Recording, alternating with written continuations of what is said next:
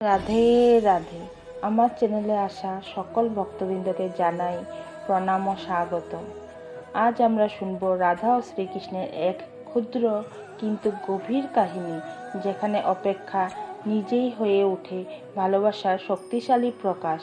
বৃন্দাবনের দুপুর, রাধা একা বসে আছেন নদীর পাড়ে, চোখে উজ্জ্বল চাঁদের আলোয় হালকা আভা।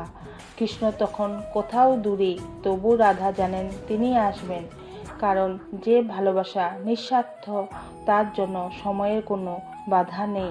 হঠাৎ বাতাসে বাঁশির সুর ভেসে এলো। রাধা ধীরে দাঁড়ালেন, চোখে চোখ রেখে কৃষ্ণ বললেন, রাধে, তুমি জানো আমি সব সময় তোমার সঙ্গে আছি। রাধা মৃদু হেসে বললেন, আমি জানি, তাই আমি ধৈর্য ধরে অপেক্ষা করি।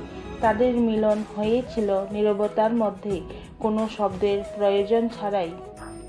ভক্তবৃন্দ, মনে রাখবেন, ভালোবাসা কখনো জোর বা দাবি বিষয় নয়। যে ভালোবাসা নিঃস্বার্থ, তাই সত্যিকারের মিলনের পথ খুঁজে পায়। ভিডিওটি ভালো লাগলে লাইক করুন এবং কমেন্টে লিখুন রাধে রাধে। আরও এরকম ভিডিও পেতে আমার চ্যানেলটি সাবস্ক্রাইব করুন। রাধে রাধে।